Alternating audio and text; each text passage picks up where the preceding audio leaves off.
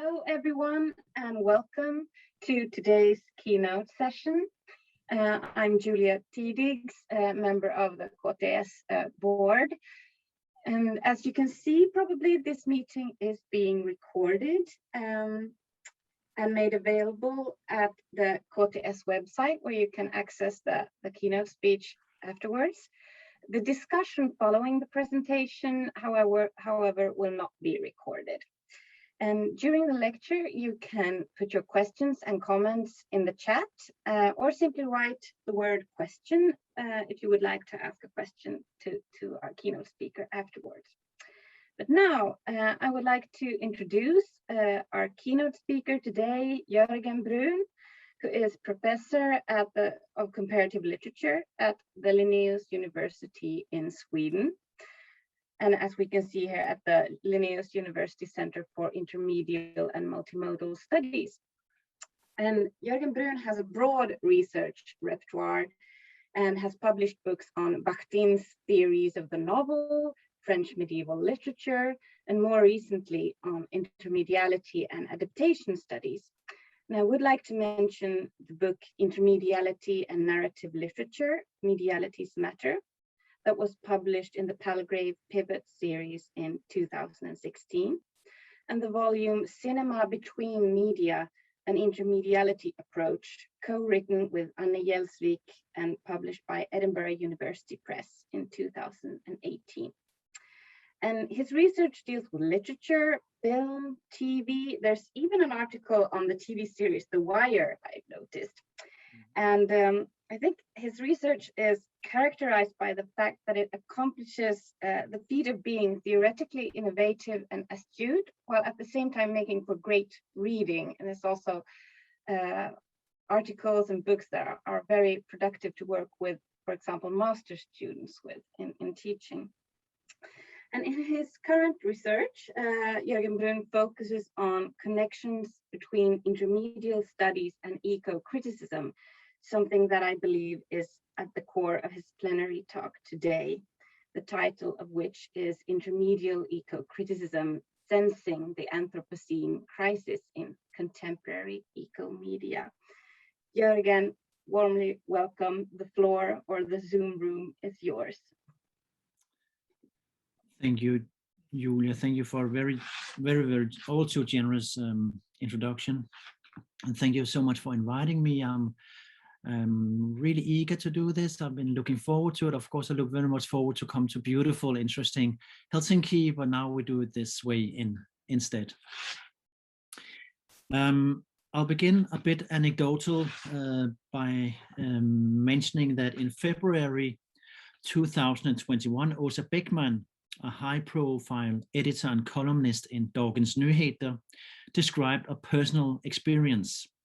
Listening to a radio program, she suddenly understood the threatening climate crisis. This understanding was prompted by a fictional radio show representing an eco-dystopian future. A public debate followed her article regarding the obligations or the possibilities of arts and speculative and critical storytelling directly related to the possibilities for us to understand the eco-crisis. Therese Udenfeld, in a thoughtful reply to this discussion, reminded the readers that research clearly has shown that most of these visions of the future Anthropocene life has very small, measurable, long-time effects on social action. Instead, she argued, we need imaginations of the social, of how to live differently. What may interest us here on this conference, though, is a key word in the discussion, namely the word feel. Beckman suddenly felt, she says, the implications of the climate crisis. From the point of this conference, then, it implies that the ecological crisis needs to be mediated, in this case via a radio show, and it must be mediated in a way that affects our senses.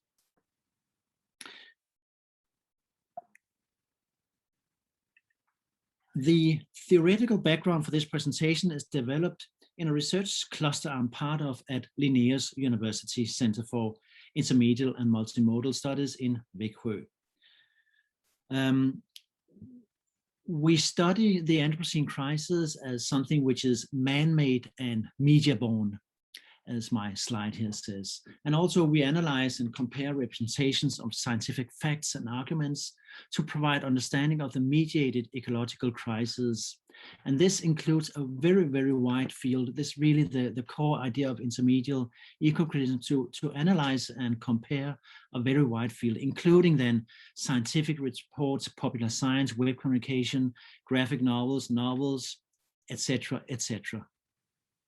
And we do this by cross-pollinating eco-criticism with intermedial studies, as our title of our research group says. And here, just very, very basically, we could say perhaps that eco-criticism investigates humankind's interrelatedness with nature, or whatever we want to call it, outside human beings, so to speak. And intermedial studies investigate how different art forms and other media types combine with each other, and how content and form can be transferred from one media to another.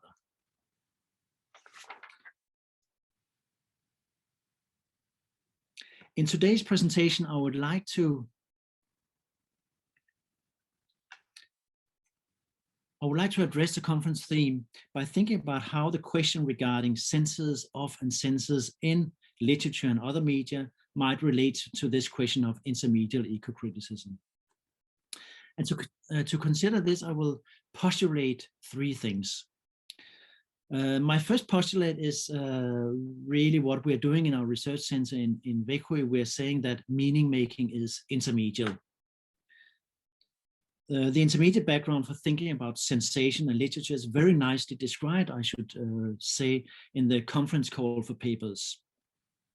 Literature, like meaning making in general, inevitably has sensible aspects to it, I should describe very nicely, as I said, some of which has been systematically almost forgotten in aesthetics and literary theory, and other aspects that digitalization has brought into focus. Apart from being able to represent sense perceptions by way of descriptions, metaphors, and all the other tools of literary representation, literature in a very corporal way must rely on the senses. We use our eyes to read the letters on paper. We hold a book or an iPad in our hands, and poetry and prose is often rhythmically ordered, perhaps even in a musical pattern that makes our bodies vibrate concretely or in our minds. So in short, literature is a deeply sensible procedure. My second postulate is, that's not my postulate, but I will follow here, is the idea that human sensation is a historical phenomenon. German techno-philosopher Erich Hörl, in a brief aside, notes that sense especially is subject to historicity. While Hörl in this English translation probably refers to the German equivalent to meaning, it's unclear whether it's Sinn or Bedeutung, there's reason to question if it's possible really to establish a universal common sense in sensorial terms. For many people in the European Christian Middle Ages, for instance, the human senses were supposed to be entirely directed towards the sacred essence of the world. That's why art historian Hans Henrik Lofred Jørgensen reconstructed what he called the hagiosensorium of the Middle Ages. And I quote him, he says that for the sacred to become an authentic experience in the Middle Ages, it needed sensory mediation. For other population groups in the Middle Ages, more devoted to courtly love and troubadour sentiments, other sense regimes, of course, were more active and attractive. For instance, senses located to the regions of the heart, or having to do with noble feelings and erotic desire. So there were, in the Middle Ages, a completely different set of human senses, actually, that what we consider human senses today. That was my second postulate. And then underlying A third point, or perhaps a question here, is the question concerning the so-called unrepresentability of the ecological crisis. The unrepresentability of the ecological crisis has turned into a kind of doxa of certain parts of environmental humanities, where it is often said that, for instance, global warming is too big or too slow or indeed too comprehensive to be understood or represented. The eco-crisis is, with Timothy Morton's now, I think, famous term, it is a hyper-object. In terms of this conference concerning senses, hyperobject means something unfit for the human senses. I pursue another idea of senses in the Anthropocene, namely that senses to varying degrees are questions both as reliable tools and as being under the sovereign control of the subject. So with these three ideas or postulates in hand, I will go through 5 Ecomedia products, beginning with a scientific article to kind of set the scene. So in Intermedial Ecocriticism, we work from the assumption that most people become aware of the ecological crisis, not by sensing it in their immediate surroundings, nor by reading scientific articles in respected international peer-reviewed journals. Instead, of course, as you know, most people meet the eco-crisis in mediated forms. But that does not mean that the originating science is clean, monomedial, so to speak. That the originating science is simply facts. The scientific sources are themselves intermedial and multimodal, which is easily demonstrated. For instance, in one of the most quoted articles related to the question of the Anthropocene, which is one I have a few slides on here. It's called "The Anthropocene is Functional and Stratigraphically Distinct from the Holocene." It's a kind of classical article in this tradition of the discussion of the Anthropocene, a classical natural scientific article from Science 2016. An intermediate description of this article shows that a typical article like this employs several media types to convey its message, including verbal, written text, diagrams, photos, and manipulated photos, even as we see here, as well as the standard features of most articles like written text, including letters, colors, and also graphic design, headlines, and footnotes. All these are kind of different categories that together convey the scientific message. So taken as an emblematic example of science communication, it's clear that not only does the scientific communication have intermediate aspects, it can even be said to share what we would normally call literary traits. So it includes, of course, I'm sure you may know this already, but it includes a kind of narrative ordering. It includes tropes and figures, and also it includes the possibility to conjecture forward and go backward in temporal frames.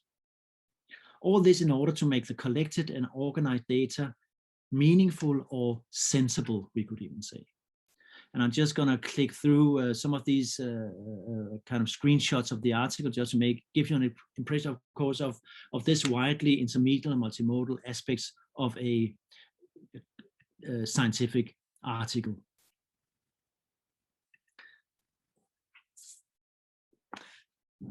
I want to go on now to my second example, namely a graphic novel by Philippe Squazzoni called Saison Brune. Translated into climate change. It's available in English.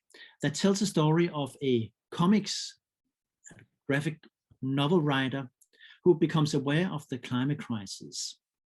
We follow his research and his problems of both understanding and then representing his findings in his own graphic novel medium. Saison Brune shares many of the formal traits with the scientific article. If we kind of see it from the most abstract perspective, so to speak. It includes, the graphic novel includes verbal text, quotes, diagrams, visualization, reproduced and manipulated photographs, and also, of course, being a graphic novel, it is narratively ordered. The theme is roughly the same as a scientific article, namely the history behind and the scientific establishing of the climate crisis as a fact. But the main difference has to do with the different cultural background of the two texts.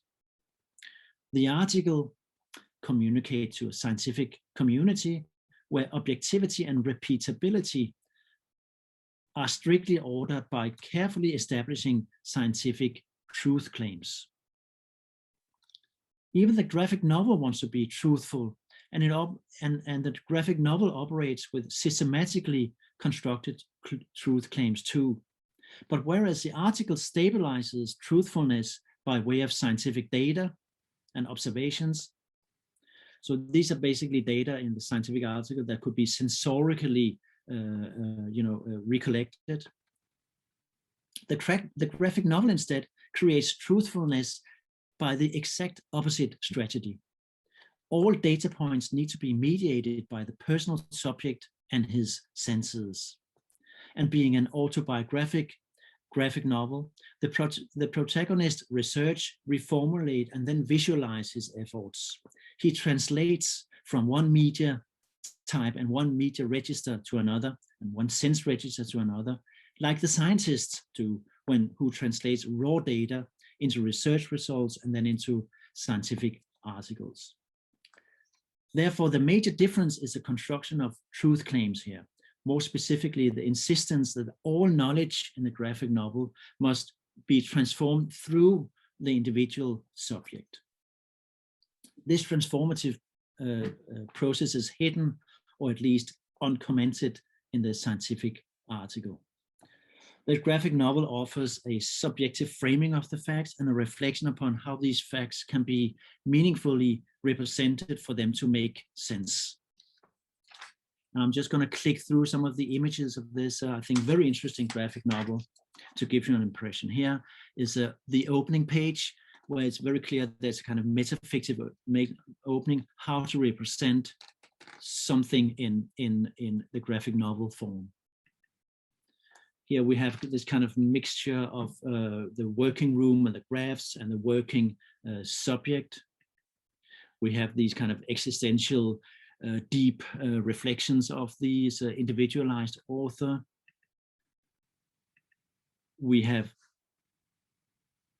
sorry, I am sorry, so I actually by mistake, I wanted to show you the final.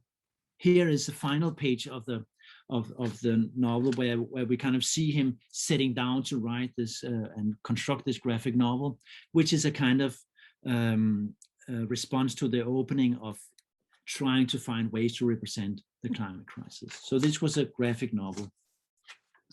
So these the scientific article and the graphic novel are two examples of contemporary ecomedia, the immense field of different media types dealing with eco-related questions.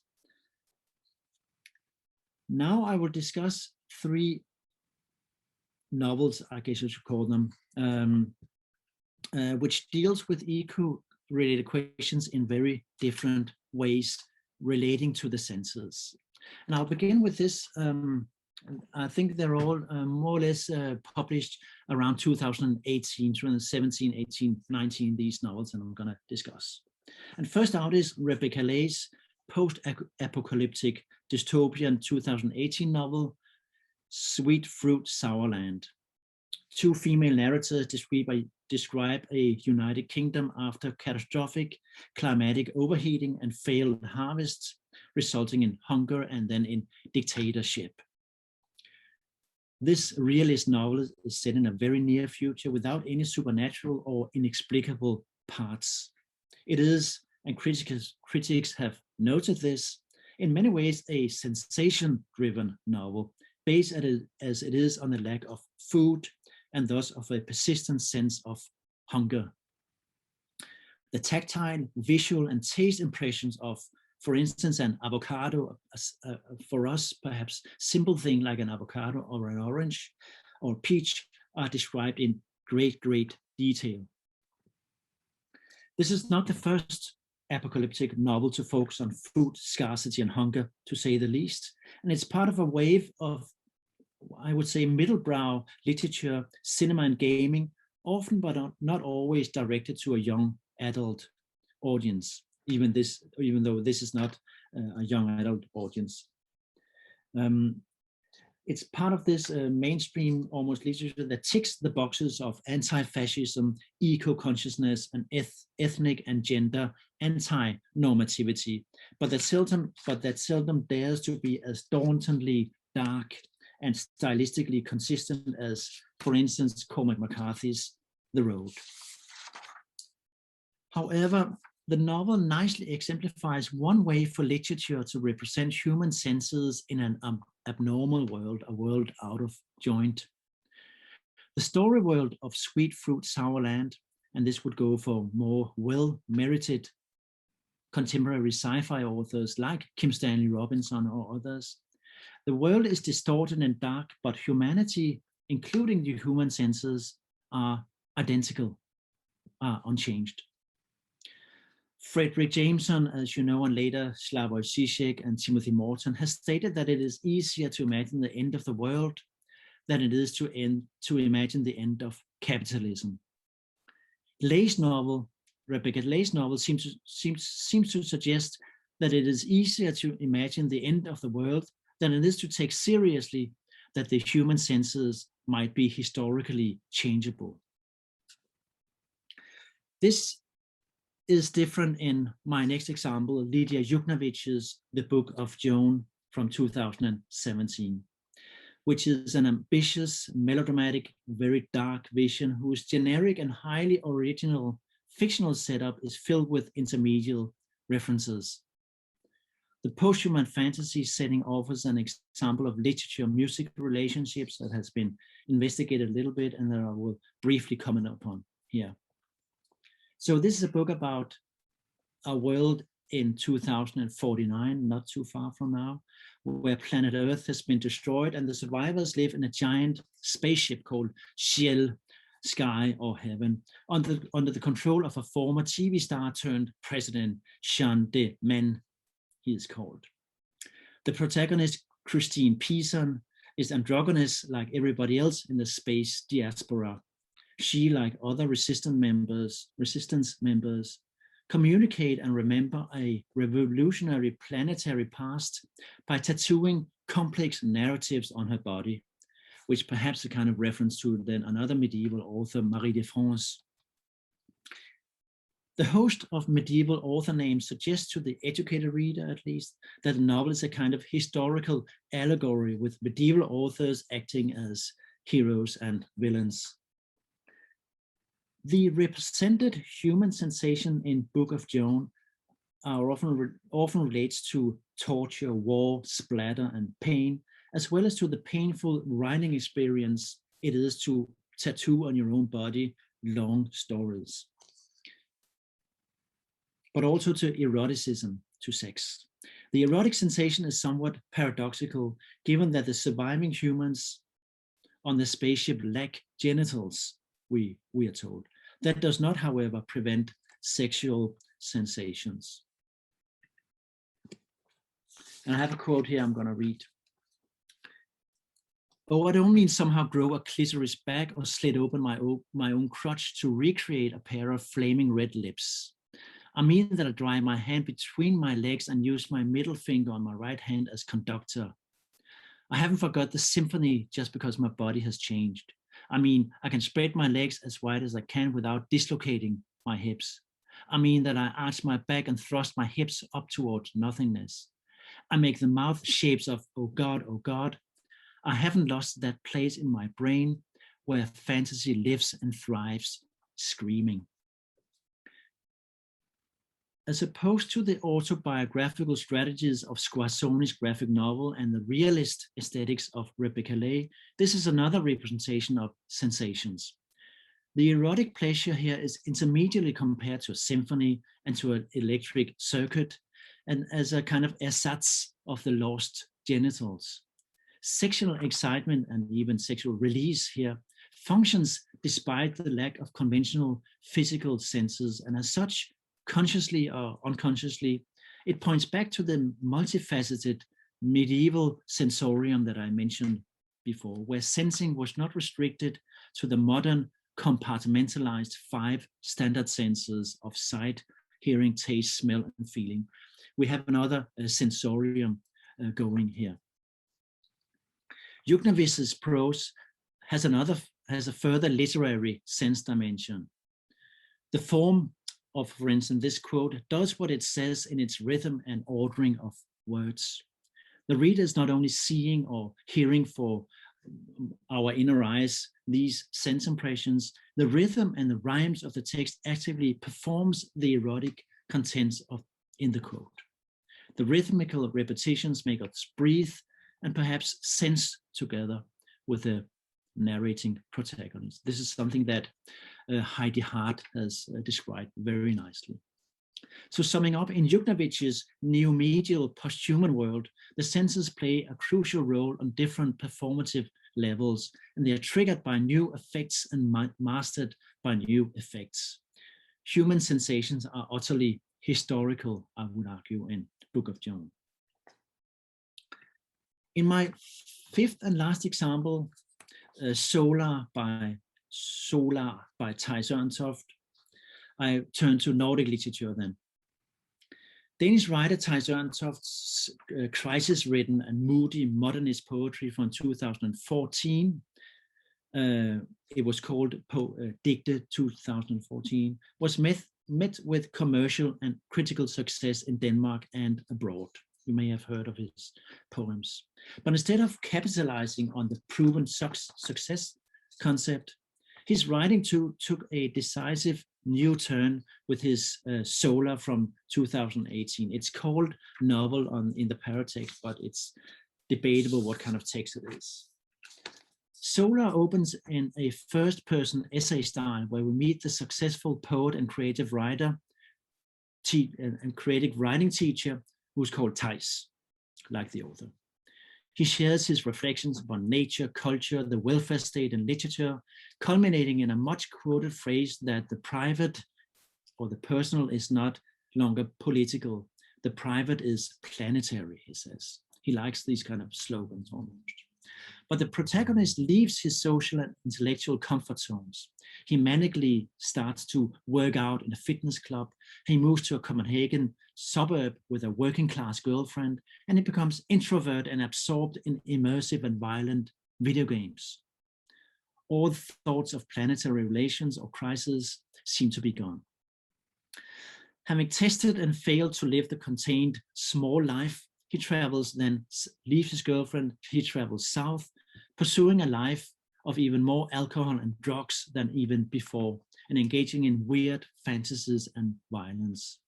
Until the main character, perhaps no longer even the Theis character anymore, on the final pages, he disintegrates into numerous dreamlike, objectified sub-identities.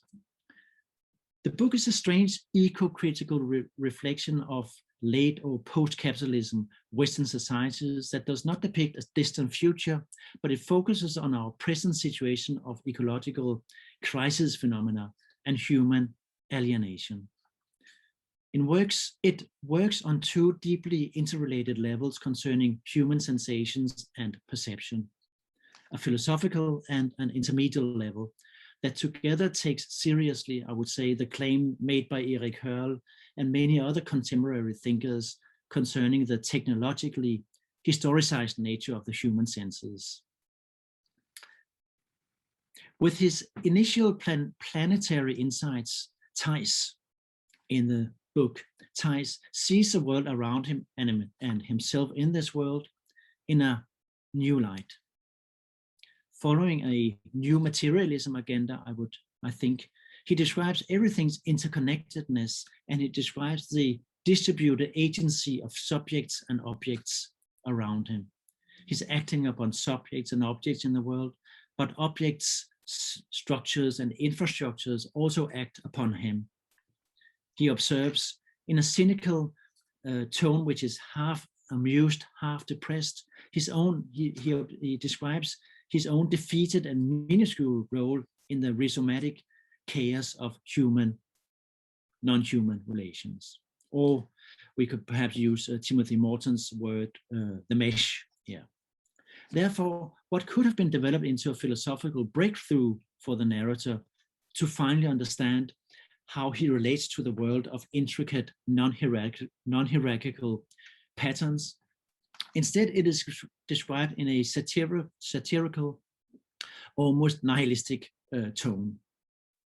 His senses are fed up with gloomy and uniform impressions, and when he wanders in the Danish summer landscape in the beginning, his thoughts are trapped in cliches, in self-indulgent reflections and dull intertextuality.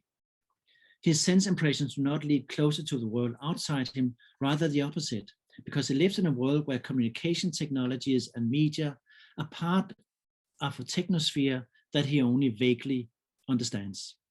His understanding leads to depression, not illumination. This feeling of depression and alienation in the mesh of capitalist hypermediated life relates to gaming in the novel, his fascination with gaming. From an intermedial point of view, we could notice that Theis, he reads, he watches feature films, and he stresses the fact that he's partly under the control of ubiquitous media, exemplified by his GPS mapping, his news feeds and social media, with the overwhelming advertising, this advertising that influences his mind and senses beyond his conscious agency. His senses and his cognition cannot overview nor resist these commercially dominated data flows. However, as mentioned, one of his main activities after leaving behind his author life and author identity is gaming, preferably the hyper-realistic gangster game Grand Theft Auto. The gaming experience are described in ways that blurs the borders between non-gaming and gaming. For instance, in a quote like this, I quote, the guy stood for a while staggering back and forth. Then he ran helplessly towards me to strike again, trying to hit me in the head, but I blocked and kicked him in the stomach. So he fell down and sat squatting in the sand. And while he sat there, waving a little disoriented back and forth, I punched him again and again, 4 or 5 hard fist blows. Eventually, I pulled the gun and shot him. The blood sprayed off the back of his head. It's my rough translation here. The gaming and non-gaming border is still detectable at this point from the framing of the quote, so to speak. But later in the novel, the reader cannot judge whether scenes take place in real life, in a game, or perhaps in a no-man land, in between or beyond the two, in a strange world seen through drugs and alcohol and gaming images.